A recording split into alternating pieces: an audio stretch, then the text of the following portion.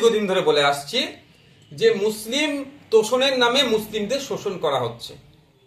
আমাদের কথাটা তখন পছন্দ হয়নি।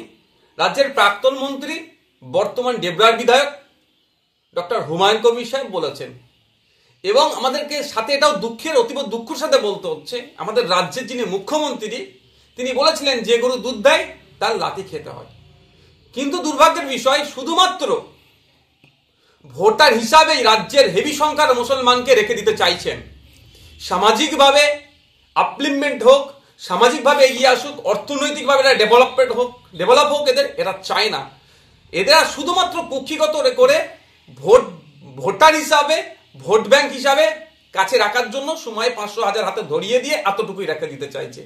এরা অর্থনৈতিকভাবে, সামাজিকভাবে ভেঙে পড়ছে, শিক্ষাও ঠিক মতো পাচ্ছে না।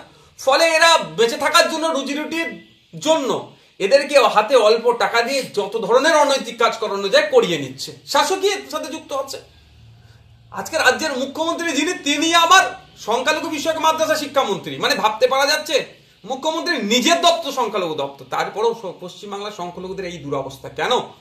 এই পশ্চিমবাংলার বর্তমানে যিনি মুখ্যমন্ত্রী তিনিই তো বলেছিলেন যে সাচার কমিটির সুপারিশগুলো দেখিয়ে বলেছিলেন যে ক্ষমতায় আসলে সুপারিশগুলো বাস্তবায়ন করা হবে, মুসলমানদের শিক্ষা, স্বাস্থ্য, কর্মসংস্থানের ডেভেলপ হবে। কিন্তু দুর্ভাগ্যের বিষয়, ক্রমশ তলে নিতে চলে যাচ্ছে। আমি একটা চ্যালেঞ্জ করে বলছি, যদি 2011 আর 2024 এই টাইমের মধ্যে আবার রিপোর্ট বানানো যায়, আমি রিপোর্ট বানানোর দাবি করছি পশ্চিমবাংলার, আমি বলবো সংখ্যালঘু নয়, সংখ্যাগুরু ভাইদের কাছে আমার অনুরোধ, আপনারাই সংখ্যালঘুদের ডেভেলপমেন্টের জন্য চিৎকার করতে হবে।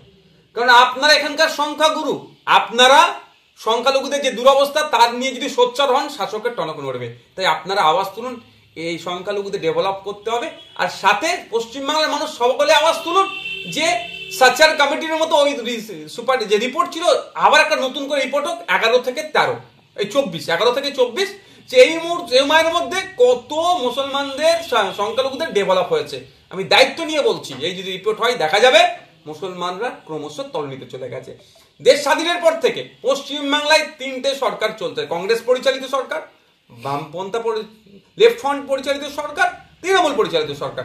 কিন্তু দেখলে দেখা যাবে সব থেকে বেশি ক্ষতিগ্রস্ত হয়েছে মুসলমানরা এই রাজ্য সরকারের আমলে।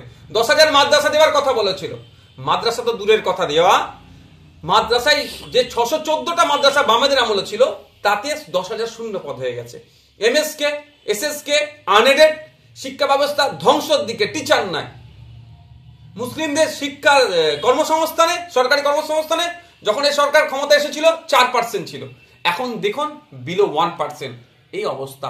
তাই হুমায়ুন কবির সাহেব, মুখ্যমন্ত্রীর যে ব্যর্থতা, তিনি এই দপ্তর তার হাতে নিয়েও যে ডেভেলপমেন্ট করতে পারেন সেটা দেখিয়ে দিয়েছে।